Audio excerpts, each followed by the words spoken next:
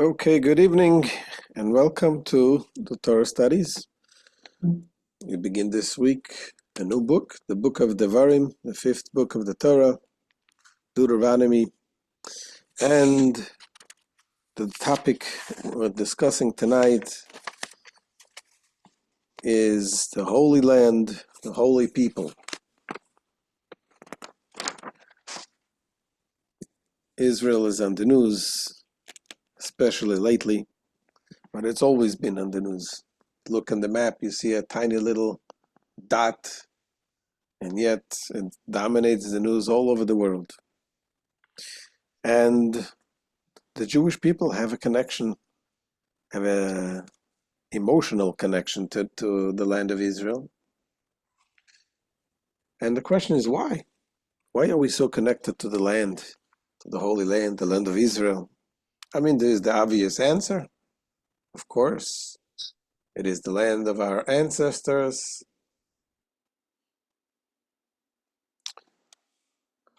But, in thousands of years, people have been exiled from Israel, and yet we're still connected to it. There's something more to it. And that's what we want to discuss tonight. What is the deeper connection between the Jewish people and the land of Israel? And it's not just a journey of self-discovery. The answer to this question has a direct impact on our life. So let's turn to the parsha of this week to get explanation. So in this week's parsha, as mentioned, we begin the new book, the book of Devarim. And in this book, it's called the Mishnah Torah, like a repetition of the Torah, sort of. It is Moshe Rabbeinu speaking to the Jewish people before he passed away. And he talks to them about the experiences they had in the desert, somewhat of fatherly lessons, lectures to the children before he passes away, rebuking them in a hinting way, and of course repeating the instructions, the mitzvahs that we need to do, and clarifying different mitzvahs. And then it talks about also what happened, how the Jewish people were in the desert and how they stayed around the desert for a while. And we're going to see, let's read inside the text, and you'll see what we're talking about.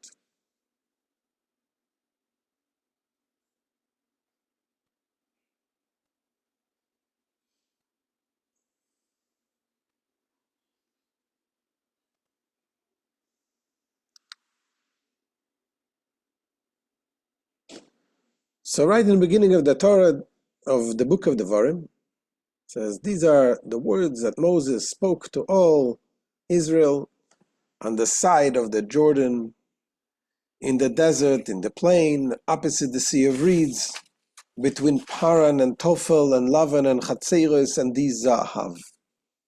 Okay, these words, it is a cryptic language that Moses is talking to them, to the Jewish people, reminding them of different events that took place throughout the 40 years that he traveled in the desert. Then he goes on and says, it is 11 days journey from Horeb. Horeb is the Mount Sinai, by way of Mount Seir to Kadesh Barnea. It came to pass in the 40th year, in the 11th month, on the first day of the month, that Moses spoke to the children of Israel according to all that the Lord had commanded him regarding them. And this was after he had smitten Sichon, the king of the Amorites, who dwelt in Heshbon, and Og, the king of Bashan, who dwelt in Ashtaroth in Edrei. On the side of the Jordan, in the land of Moab, Moses commenced and explained this law, saying, God spoke to us in Horeb saying, you have dwelt long enough at this mountain. And this is the verse that we want to focus on. And it goes on and says, turn and journey and come to the mountain of the Amorites and to all its neighbors, its neighboring places in the plain and the mountain and in the lowland and in the south by the seashore, the land of the Canaanites and the Lebanon, until the great river, the Euphrates River. See, I have set the land before you. Come and possess the land that God swore to your forefathers, to Abraham, to Yitzchak, and to Yaakov, to give to them and their descendants after them.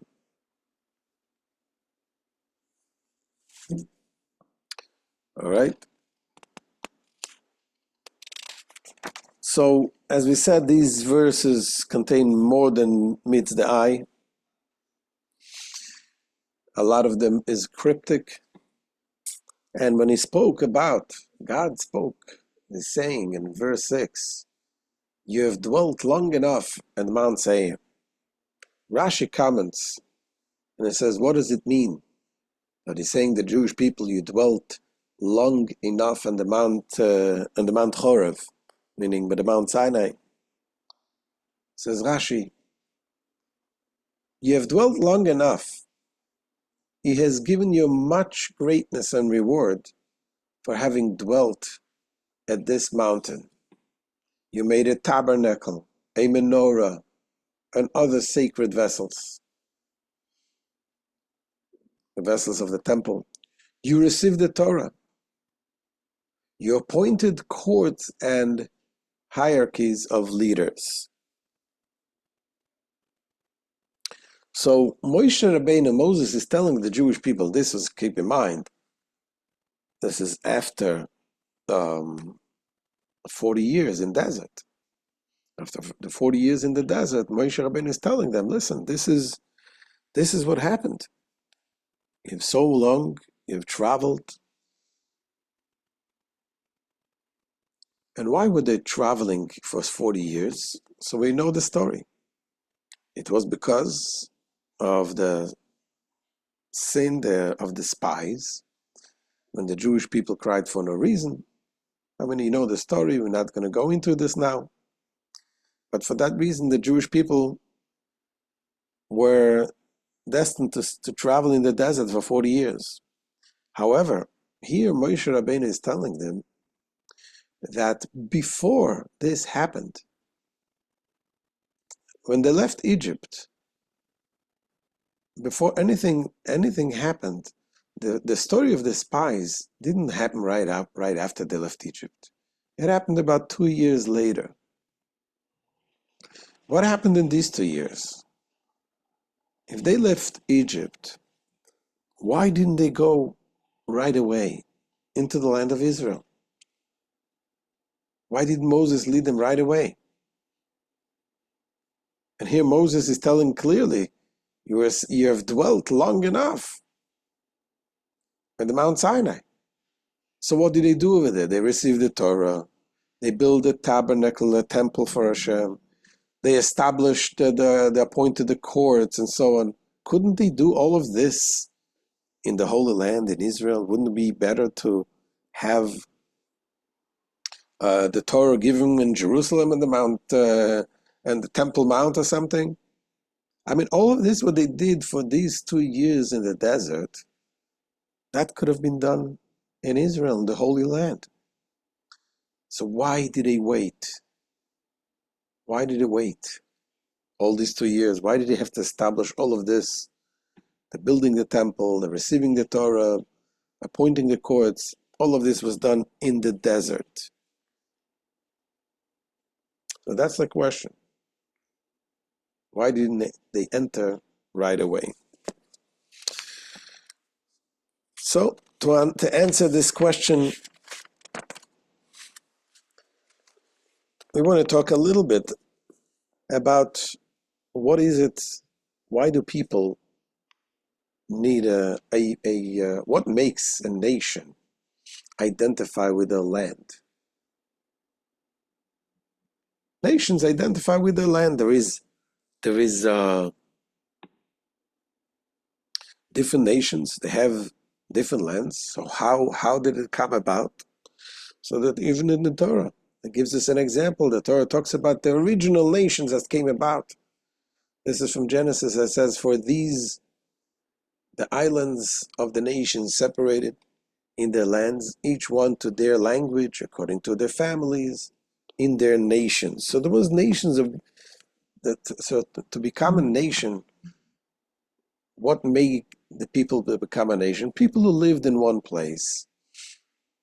They had common interests, so they had a country. They established laws, and they have a culture developing, and they're talking the same language, and that's what made them a nation. That's how they identify with the land. That's the place where they established their nation. But is there an inherent connection between the nation and the land that they are being in? Not necessarily. There's no inherent connection between the land that they live in and the people. Now, the Jewish people, the Jewish nation, is a whole different type of nation. When were we established as a nation? Where were we established as a nation? It didn't happen in the land of Israel. We were established as a nation after we left Egypt. You see, before we left Egypt, we were, yes, with the people of the Hebrews. We were the children of Avram. We came down to Egypt with a family of 70 people. We came out with millions of people. But when did we actually become the nation? It was at Mount Sinai. At Mount Sinai, Hashem chose us and established us as the nation of Israel, as his people. So the establishing of the nation, the Jewish nation, was not connected with any land. Unlike the other nations, like we said before, what makes them to be established as a nation? They live in one place, and that makes them a nation. What makes Americans? You live in a country, and you're connected with common interests, with the common government, and so on. But the nation of Israel was established, and what was the definition? What defined them as a people? It defined them as a people. Hashem, God, defined them as the holy nation. He wanted to establish a nation that is holy. Now, what does holy mean? Holy means godly. Holy means connected to something higher, separated from the mundane things. Hashem chose us and wants us to become a holy nation, and obviously for a purpose. That was to spread godliness around the world, to share the holiness of Hashem with the rest of the world. But for that, Hashem chose us as a holy nation, and that had nothing to do, not that it had nothing to do, but as it wasn't established within the land of Israel. It was in the desert. So a nation's identity is bound to its homeland. The Jewish nation's identity, however, was established in the middle of the desert accordingly. Our identity isn't tied to any place. What is it tied to? It's tied to the Torah. It's tied to the Torah. It is tied to when Hashem chose us, gave us the Torah, which is the words of God. And as it says in the Torah, In Exodus, it says, "Ve'atem tiyu li mamlechas koyanim v'goy kadosh," and you shall be to me a kingdom of princes and a holy nation.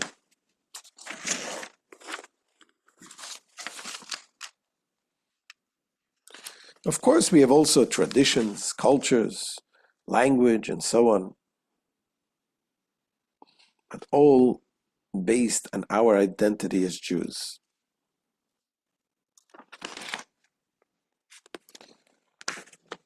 The identity is to become the nation of God. So the Jewish nation had to develop and fortify their own holiness in order to withstand the surrounding influences. What does that mean?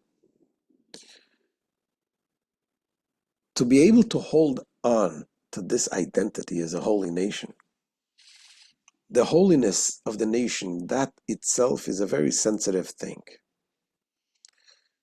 The Jews came out of Egypt from the lowest of the low places, and they needed to go into the land of Israel. Now, the land of Israel was a place then, it was occupied by people who were in a very low moral values.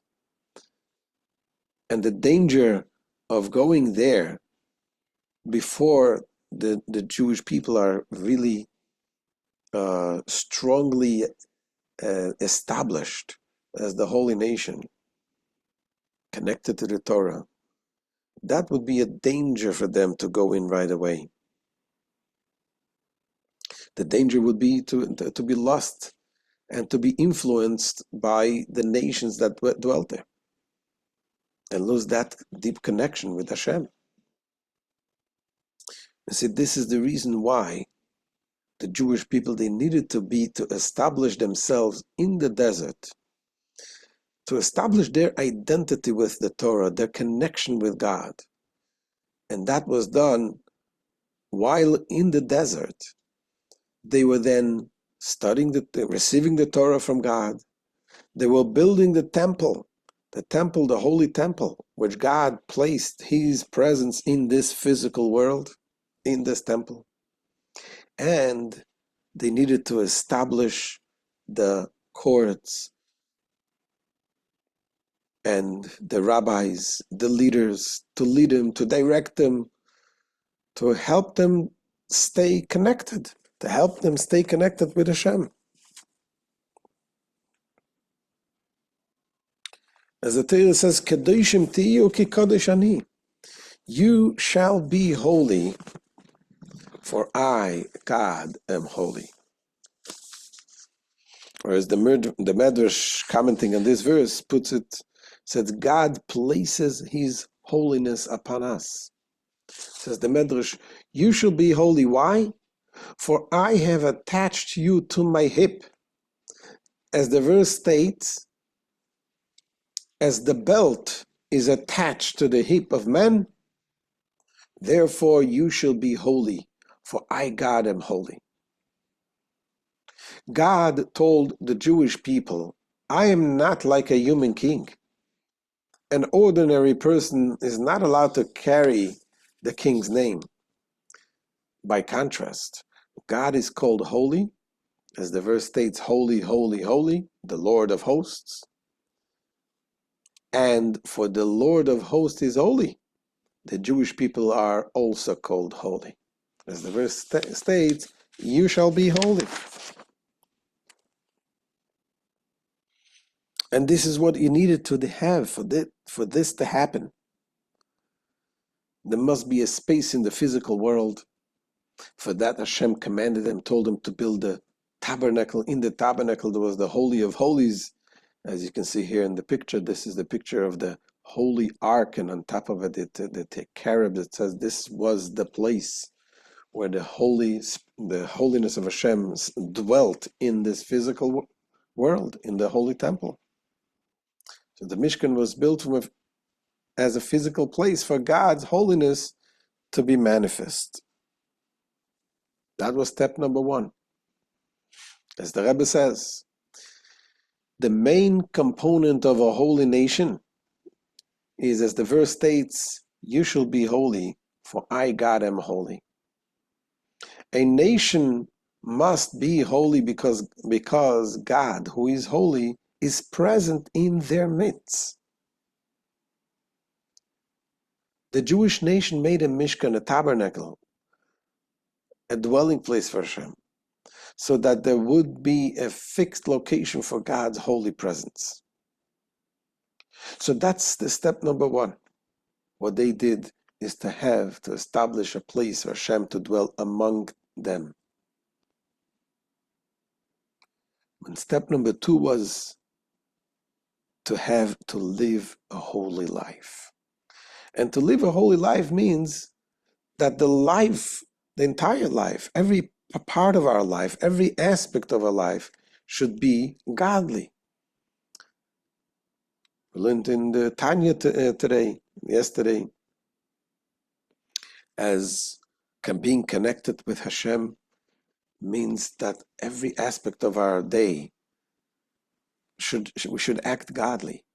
God is acting charitable, we are acting charitable. When we eat, when we drink, business, when we do, we act in the way Hashem instructs us in the Torah. As it says in the Torah, Leman tisku v'asitem et kol mitzvasai, this we say in the Shema every day, so that you shall remember and perform all my commandments, and you shall be holy to your God.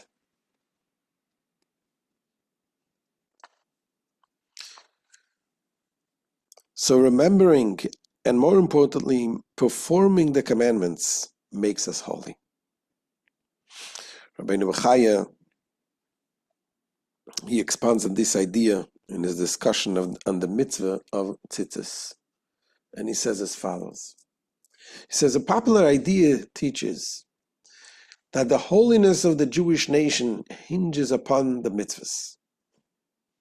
This is the meaning of the statement of the Sifri and the verse, you shall be holy.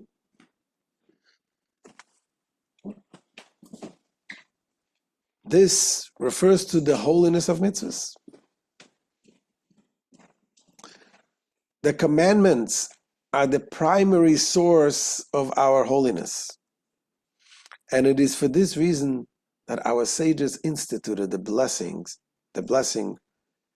when we say Asher Kedeshanu b'mitzvaysav, who has sanctified us with his commandments and commanded us to perform a given mitzvah. Every mitzvah, we say Hashem sanctified us and he commanded us to perform this mitzvah.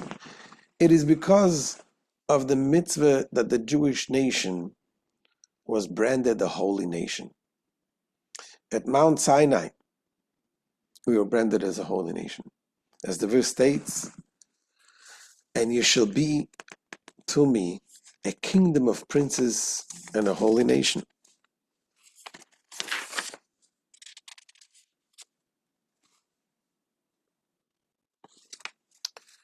And that's exactly was the other reason, the other thing what they did before entering the land of Israel. In the desert, they established the rabbinical court. So the rabbinical court served to guide the Jews through the daily practice of the mitzvahs and help them build holy lives.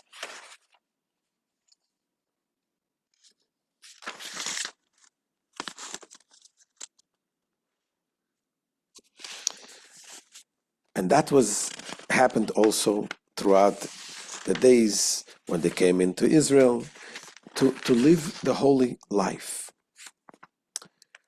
Now the question now is, where does the land come into the picture?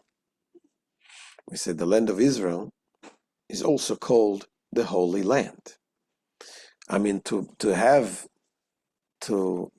establish holiness, to become the holy nation,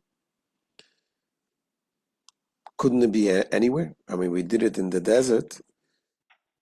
Could be anywhere. What is the specialty about the land of Israel? It's over there.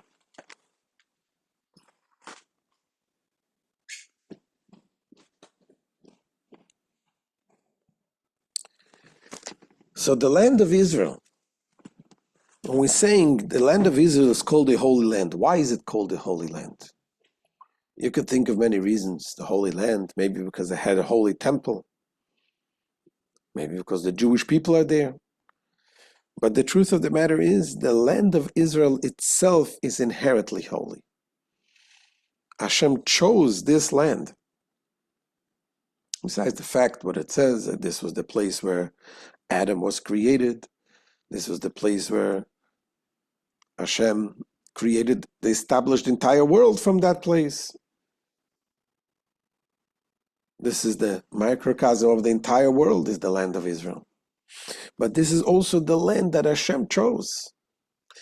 As we see in the book of Zechariah, it says, and God shall inherit Judah as his portion in the holy ground, and shall choose Jerusalem again.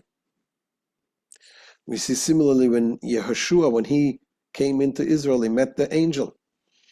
And what did the angel say to Yehoshua, to Joshua? It says, and the captain of God's host said to Joshua, remove your shoes from your feet, for the place on which you stand, it is holy. And Joshua did so.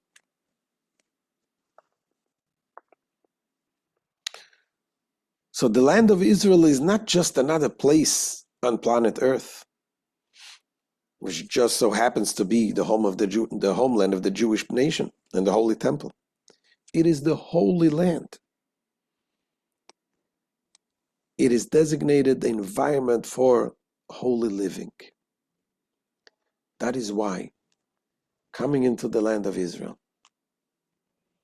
the Jewish people who live holy or are holy people, they are a perfect fit to this land, to the Holy Land.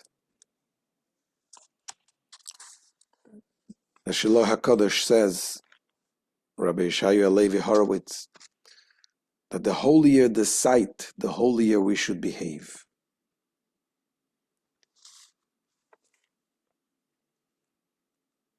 Given the spiritual quality of the land, we behave with spiritual sensitivity when we visit the holy site. I remember the Rebbe telling to people when they told him that they're traveling to the Holy Land, the Rebbe told them, what is the extra mitzvah that you took upon yourself? Because you're coming to a holy place. You have to have an extra mitzvah. And as the Shiloh HaKadosh says, one should learn from here that when a person is in a holy place, they should adopt holy practices. The holier the place, the more holy practices one should adopt.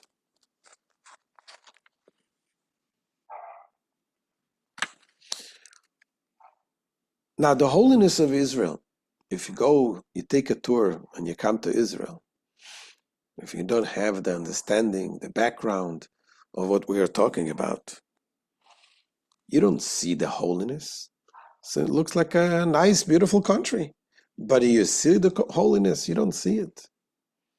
Although I've heard many stories of people who told me, people with completely, I don't remember who it was a young man, had no religious background at all.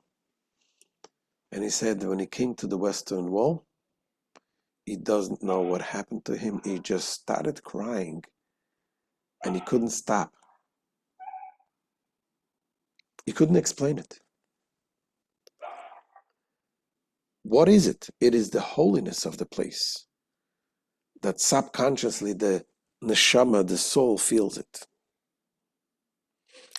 To reveal the holiness of the land of Israel, you needed to have the Jewish people, the holy nation, to sanctify themselves.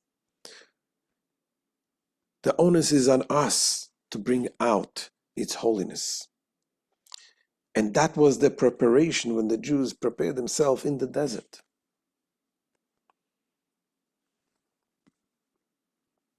The Medrash tells us like this: the Jewish people were thinking to enter the land immediately. Moses said to them, "You are thinking to inherit the land. Keep the way of the Holy One, blessed be He." As it states in the Psalms, Kavei el Hashem ushmor dako. Look to God and keep to His way, and He will raise you high, that you may inherit the land. When the wicked are cut off, you shall see it. The Holy One, blessed be He, said, "Let the people of Israel who have come to be my portion inherit the land that has come to be my portion." So Hashem chose the land of Israel to become His portion. Hashem chose the Jewish people to become His portion, to live a godly life in every aspect. And this is why there is the natural connection between the Jew and the land of Israel.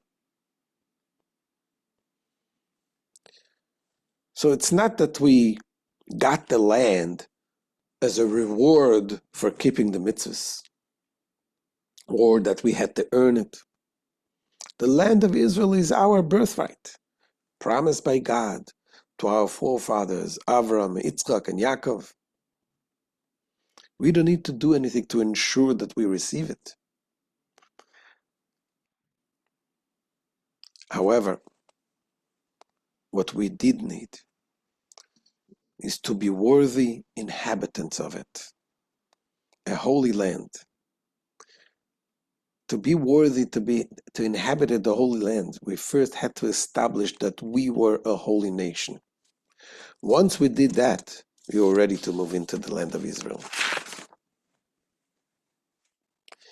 Now this is the connection that is true until this day. Our connection of it to Israel is when we act as holy people. When we act as holy people, that connection with the Holy Land is right away seen. So while Israel is an ancestral homeland, its holiness requires us to cultivate our own holiness in order for us to be its worthy inhabitants.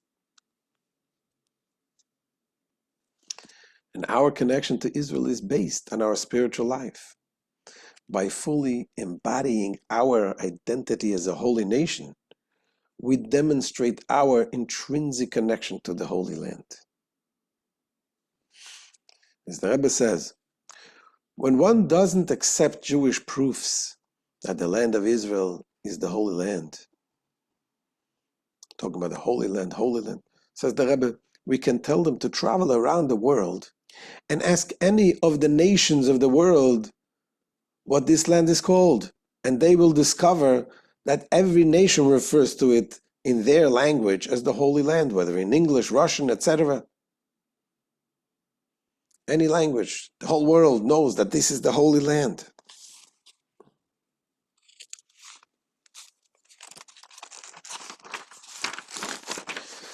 Continues the Rebbe and says that therefore, because it is our land, and our connection to the land is the holiness of the Jew and the holiness of the land. Therefore, when we keep the Torah, we can be miles away. When we do a mitzvah, the mitzvah that we do helps secure the land, helps bring peace and security. Not just as a reward, okay, you do one good thing and Hashem rewards you. Instead, it is a natural reaction, because the Torah is a Torah of peace, and the land is the land of peace. By us doing the Torah mitzvahs, automatically it affects the people in the land of Israel. Says the Rebbe, that all Jewish people are inheritors of the entire Torah, which includes the verse, "Your locks are iron and copper." As such, every single Jew possesses the ability to influence the security of the land of Israel and to create locks of iron and copper for its protection. Even if one is very far away from Israel, they still have the responsibility to care for its security, as the land of Israel is the eternal birthright of every Jew. Practically, this means that when a Jew, even a young child, studies Torah and observes mitzvahs, they create iron and copper locks for the entire Jewish nation. Being that all Jews are interconnected. In other words, when one studies Torah and performs mitzvahs, they secure the land of Israel with locks of iron and copper against any adversary.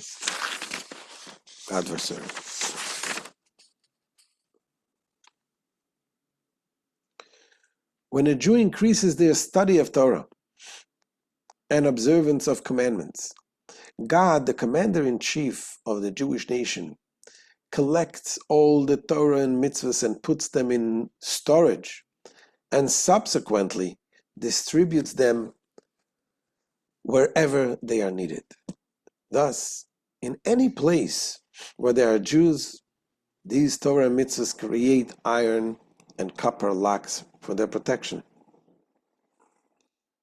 So when we stand with God through the holiness of the Torah, we are truly standing with Israel. This gives us a whole new meaning, a whole new understanding. When we always say, do a mitzvah, light the Shabbat candle, put the tefillin, have in mind the people of Israel and the soldiers and the hostages to come back home safely. And you can look at it as, okay, yeah, of course, every mitzvah that you do is additional merit. But here it gives us a whole different understanding, a deeper understanding into this thing. That when a Jew acts godly, automatically it establishes the connection between the godliness of the land, the holiness of the Jew, and the holiness of the land. And it reveals the godliness of the land. And therefore, automatically, it brings the security. So yes, of course, we need to have a strong army, and we need to support the soldiers and so on. But number one, when you're talking about who does the land belong to in the first place? All types of arguments that you bring up can be questioned. And people say, this is, there were people, the Jews suffered in the Holocaust, and they came to Israel, and it's all kind of arguments they can dispute. But this is one argument, not an argument, but this is a fact, that when we act godly, and when we recognize this is the Holy Land as does the entire world, that connection becomes a natural connection.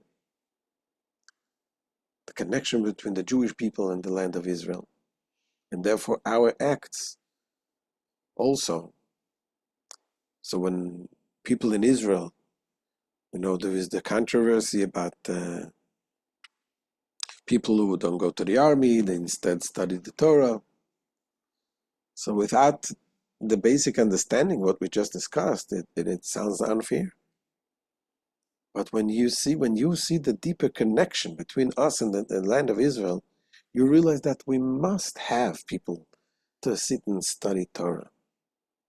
We must have people who do perform the mitzvahs. And Baruch Hashem, this is something that even with people who are not considered religious, you see that deep connection comes out, especially after the tragedies, what happened in the last 10 months, especially in Simchas Torah.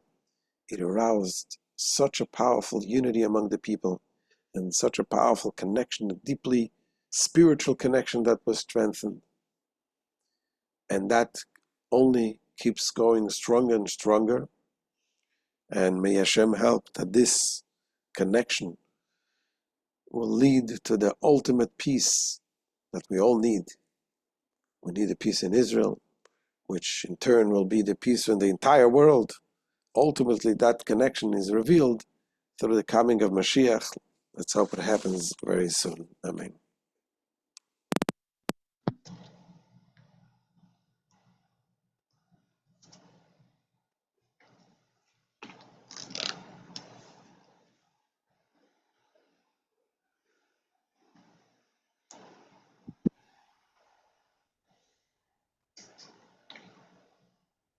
For some reason, I cannot hear you, Laser. I don't know if it's me.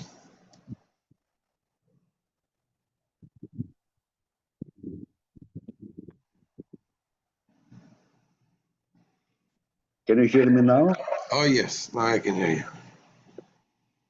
Okay. It was problem with my headphones. Thank you Okay. very much. I said thank you very much. Oh, sure.